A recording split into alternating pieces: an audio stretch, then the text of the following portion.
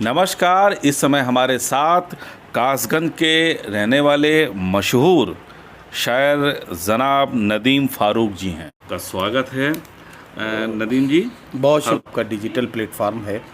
इसके माध्यम से जितने भी उर्दू और हिंदी के चाहने वाले लोग हैं, जितने भी अदब और साहित्य से मोहब्बत करने वाले लोग हैं, मैं सबका शुक्रिया अदा करता हूं और आपका ख़ुसूसी तौर पर शुक्रिया अदा करता हूं कि आपके ज़रिए मुझे लोगों से मिलने का मौका मिल रहा है।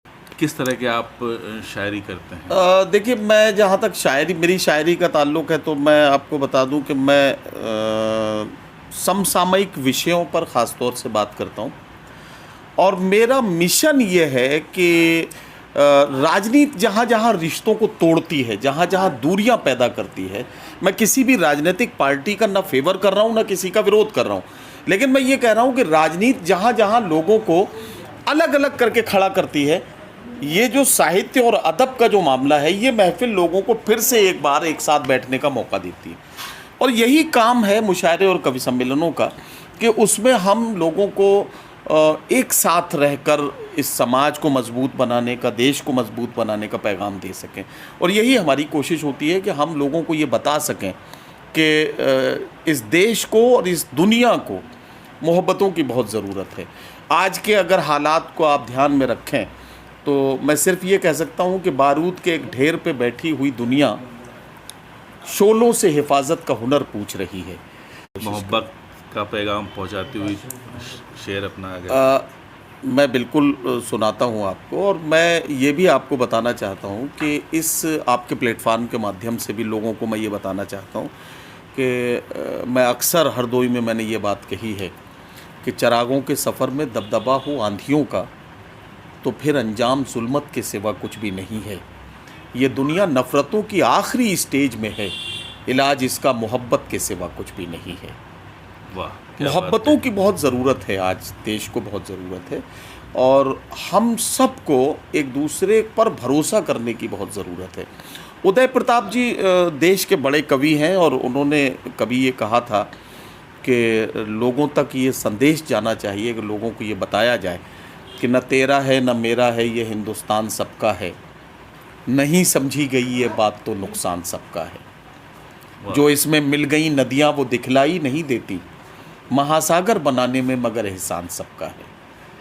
तो ये जो संदेश है, इस संदेश को देने की ज़रूरत है। बाकी हर शायर अपनी विधा में शेर कहता है, अपनी विधा में अपनी कविता करता है। तो कोई श्रृंगार का कवि होता है, तो कोई ओज का होता है, कोई वीर रस का होता है, तो कोई, ये कवि सम्मेलन की बात है। इसी तरह से मुशायरों में कोई संजीदा शायर होता है, तो कोई मज़ाहिया तरीके से अपनी बात को कहता है, हंसते मुस्कुराते हुए पैगाम देता है, तो कोई बहुत रूमानी गज़ल कहता है कि जिसमें महबूब से गुफ्तगू करता है, किसी में घर आंगन के मसाइल पर बात की जाती है, कोई शायर जो है वो समाज की नाहमवारियों पर बात करता है। तो ये बहुत सारे अलग अलग टॉपिक्स हैं और इनके अलग अलग सारे टॉपिक्स पर काम करने के लिए अलग अलग मिजाज के शायर हैं।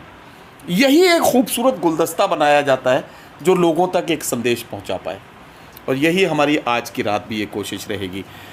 हरदोई के लोग इसलिए भी मुबारकबाद के मुस्तहिक हैं। मैं मुबारकबाद देना चाहता हूँ हरदोई के अच्छे लोगों को कि बहुत कम जगह ऐसी हैं कि जहाँ मैं मुशायरे के मंच पे मैंने आपको जैसे पहले बताया कि 7-8 साल से यहाँ लगातार आ रहा हूँ, तो मैंने हरदोई में ये देखा है कि ऐसा नहीं है कि साहब मुशायरा है तो यहाँ सिर्फ एक वर्ग के लोग सुनने के लिए आएंगे।